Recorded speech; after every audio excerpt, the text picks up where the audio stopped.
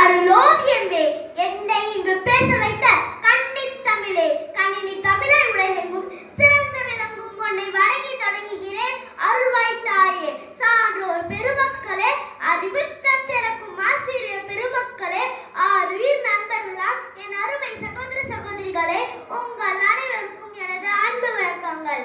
மகாகவி சுப்பிரமணிய பாரதியார் இந்திய விடுதலை போராட்ட காலத்தில் வாழ்ந்த ஒரு புகழ்பெற்ற கவிஞர். அவர் பாரத தேசத்தின் மீது மிகுந்த பற்றும் பாசமும் கொண்டிருந்தார். அவர் பாடல்கள் மற்றும் கவிதைகள் மூலம் பாரதத்தின் பெருமையையும் விடுதலையின் அவசியத்தையும் ஒருமைப்பாட்டின் முக்கியத்துவத்தையும் எடுத்துரைத்தார். பாரதியார் கண்ட பாரதம் என்பது வெறும் நிலப்பரப்பு மட்டுமல்ல, அது ஒரு கலாச்சார, ஆன்மீக மற்றும் வரலாற்று பெருமைகளின் சங்கமம். பாரதியார் பாரத தேசத்தை ஒரு புண்ணிய பூமியாகவும் ஞானிகளின் பிறப்பிடமாகவும் கருதினார்.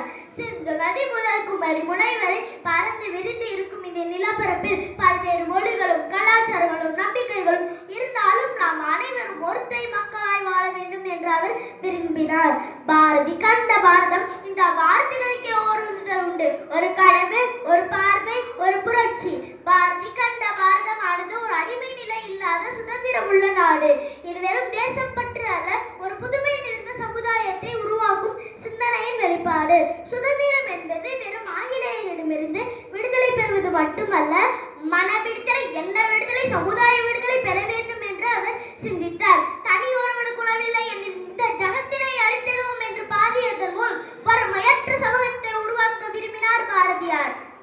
ஓடி விளையாடு பாப்பா, நீ ஓய்ந்தற்கால் ஆகாது பாப்பா என்று பாடியதன் மூலம் குழந்தைகளின் கல்வியின் அவசியத்தையும் விளையாட்டின் முக்கியத்துவத்தையும் எடுத்துரைத்தார். பெண்களின் முன்னேற்றத்திற்காக பாடுபட்டதுடன் பெண்களும் ஆண்களுக்கு இணையான உரிமைகளை பெற வேண்டும் என்று வலியுறுத்தினார். புதுமை பெண் என்ற கருத்தை முன்வைத்தார். பாரதியார் பெண்கள் நாட்டின் கண்கள் என்று போற்றினார். நதிகளை இணைப்பதன் மூலம் நீர்வளத்தை பெருக்கி விவசாயத்தின் பெருக்குவதன்